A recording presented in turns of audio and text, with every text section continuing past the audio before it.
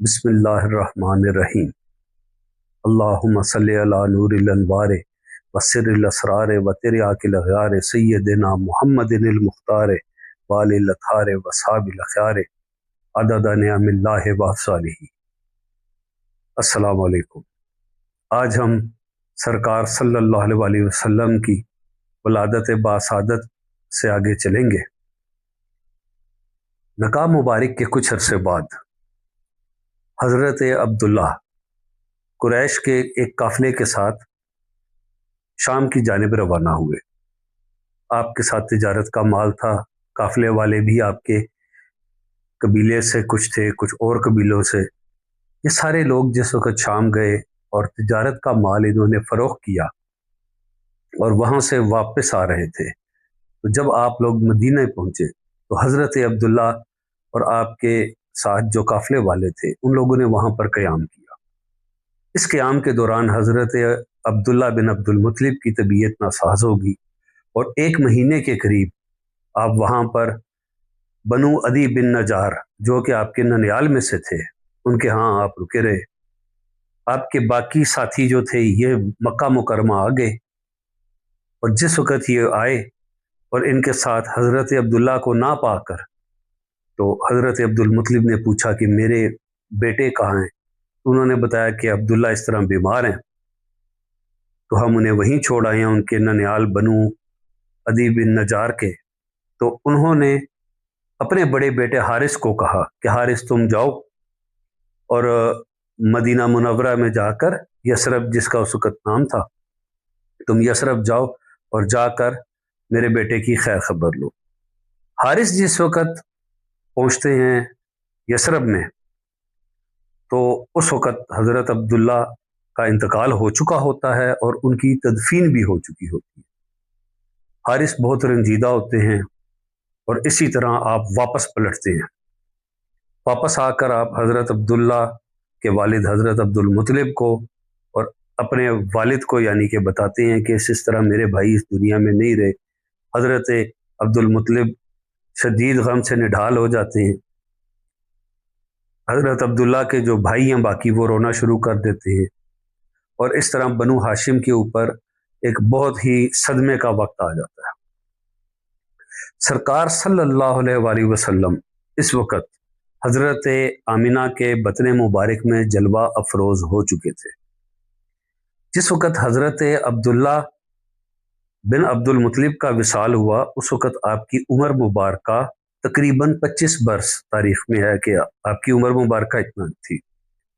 मोहम्मद बिन उमर अल-वाक़दी, मूसा बिन अब्दुल्ला बिन जाफ़र और उम्मे बकर बिनते मसूद से रिवायत करती हैं कि हज़रत आमना बिनते वहाब रसूल पाक सल्लल्लाहु अलैहि वसल्लम की वलादत बासादत से कुछ रोज़ कबल जब तकलीफ़ में थी तो कहती हैं कि हज़रत आमना ने देखा कि उनके जिस्म से एक अजीम नूर निकला जिससे मशरिक़ और मगरिब तक वो नूर फैल गया।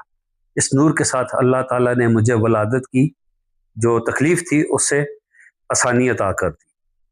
रसूल पाक सल्लल्लाहु अलैहि वसल्लम ताजदार कायनात की जिस वक़्त वलादत मुबारक हुई है उससे पहले काफ़ी सारे गैर मामूली अलामतों का ज़हूर हुआ। कुछ मौज़ात भी थे, जैसे कि रवायात के मुताबिक आता है कि जब सरकार सल्लल्लाहु अलैहि वसल्लम की वलादत हुई है तो जिन्नात का रोना, उनकी चीखो पुकार, काबे में मौजूद बुत जो थे वो गिर गए और आप देखें कि वो मुंह के बल गिरे जितने भी बुत थे।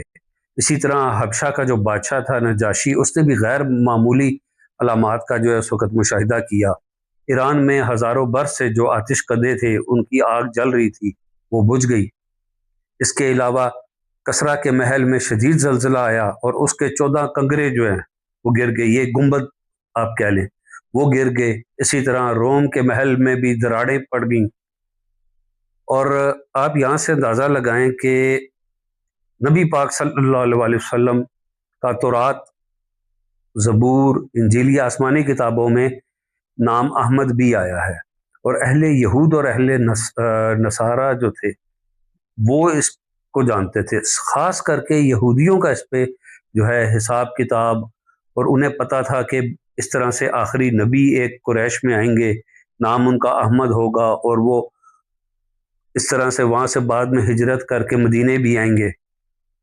تو ہوا یہ کہ کچھ یہود تھے، اس کے بارے میں مالک بن سنان بیان کرتے ہیں کہ وہ اتفاقاً بنو قریظہ جو ہے یہ ایک یہودی قبیلہ ہے جو کہ مدینے میں تھا، تو وہاں گئے ہوئے تھے، اور زبیر بن باتا سے انہوں نے کہا کہ میں نے زبیر بن باتا کو یہ کہتے ہوئے سنا کہ آسمان پر سرخ ستارہ ظاہر ہو گیا ہے، اور یہ اس وقت ظاہر ہوتا ہے جس وقت کہ کوئی نبی آنے والا ہو، اور وہ کہتا ہے کہ میرے علم کے مطابق آخری نبی جس کا نام احمد ہے وہ قریش میں آ گئے ہیں، اور ایک دن وہ ہجرت کر کے یہاں پر مدینے میں آئیں گے۔ سیدہ آمنہ فرماتی ہیں کہ دوران حمل میں نے ہر رات مختلف چیزوں کے عجائب و غرائب جو تھے ان کے مشاہدے کیے، اور مختلف انبیاء رسول کی زیارتیں ہوئیں، اور یوں ایام گزرتے گئے یہاں تک کہ 11 ربیع الاول کا دن آیا، وہ دن گزرا، رات کا وقت آیا، اور مکہ مکرمہ میں چاندنی اچھی طرح پھیلی ہوئی تھی، اور حضرت عبد المطلب جو ہیں وہ اپنے بیٹوں کے ساتھ حرم کعبہ کی دیوار کی مرمت میں مصروف تھے کہ اچانک میری آنکھوں سے پردے اٹھ گئے، حجابات ہٹا دیے گئے، شام کے محلات، اور وہاں تک میں نے دیکھا مشرق مغرب میں جھنڈے لہراتے ہوئے دیکھے، اور یہ بھی دیکھا کہ کعبے کی چھت کے اوپر ایک جھنڈا گاڑا گیا ہے، اور اس سے ایک نور آسمان تک گیا۔ روایات میں آتا ہے کہ اللہ پاک نے فرمایا، اے جبرائیل زمین میں عنبر فشاں ٹھنڈی ہوائیں چلاؤ، مالک سے کہو کہ جہنم کی آگ کو سرد کر دے، رضوان سے کہو کہ وہ جنت کے دروازے کھول دے، اور فرشتوں آسمانوں اور زمین میں پھیل جاؤ اور اعلان کرو کہ مطلوب و محبوب کی آمد ہے۔ چنانچہ جبرائیل امی فرشتوں کے ساتھ جو ہے جبل مکہ کے اوپر آئے، انہوں نے آ کے بیت اللہ شریف کا طواف کیا، اور کعبۃ اللہ پر نور کا جو ہے ایک جھنڈا وہ گاڑ دیا، جیسے کہ میں نے آپ کو بتایا کہ سیدہ آمنہ فرماتی ہیں کہ میں نے اس جھنڈے کو لگتے ہوئے دیکھا۔ اچھا، سیدہ آمنہ فرماتی ہیں جب ولادت باسعادت کا وقت آیا تو مجھے شدید پیاس محسوس ہوئی، مجھے ایک مشروب پیش کیا گیا جو دودھ سے زیادہ سفید اور شہد سے زیادہ میٹھا تھا۔ اسے نوش کرتے ہی اسی لمحے مجھے محسوس ہوا کہ تاجدار کائنات حضرت محمد مصطفیٰ صلی اللہ علیہ وسلم دنیا میں جلوہ گر ہو چکے ہیں، اور فرماتی ہیں میں نے دیکھا آپ سجدے کی حالت میں ہیں، اس کے بعد آپ نے اپنی ننھی منی انگلی سے آسمان کی طرف اشارہ کیا، آنکھیں سرمگیں اور مکحول و مختون سفید لباس میں ملبوس حریر سبز کے اندر لیٹے ہوئے یوں دکھائی دیتے تھے کہ جس طرح چاند زمین پر اتر آیا ہو۔ حافظ بہکی اس کے بیان کرتے ہیں کہ 7ویں روز آپ سرکار صلی اللہ علیہ وسلم کا عقیقہ جو ہے وہ حضرت عبد المطلب نے کیا اور پورے قریش کو دعوت دی۔ اس دعوت کے دوران لوگوں نے پوچھا کہ اے عبد المطلب آپ نے اپنے پوتے کا کیا نام رکھا ہے؟ اس پر حضرت عبد المطلب نے جواب دیا میں نے اس کا نام محمد رکھا ہے۔ آپ نے ساتھ فرمایا کہ اس نام کی گونج میں آسمان اور زمینوں میں سنتا رہا، اس لیے اس کا نام میں نے محمد رکھا ہے۔ اللہ پاک ہم سب کو نبی پاک صلی اللہ علیہ وسلم کی محبت اور آپ سرکار صلی اللہ علیہ وسلم کی شفاعت نصیب فرمائے۔ السلام علیکم۔